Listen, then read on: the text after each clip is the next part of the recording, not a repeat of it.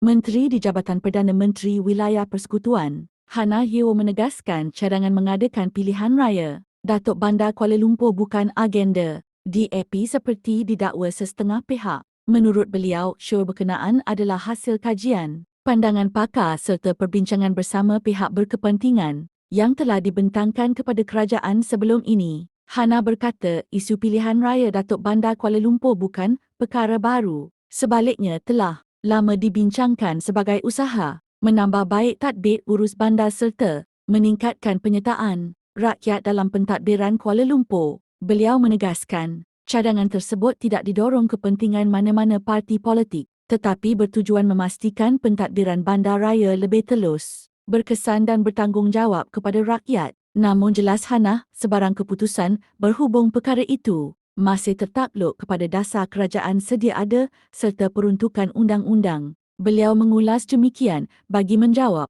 kritikan pihak tertentu yang mendakwa cadangan pilihan raya Datuk Bandar Kuala Lumpur digerakkan atas kepentingan politik DAP.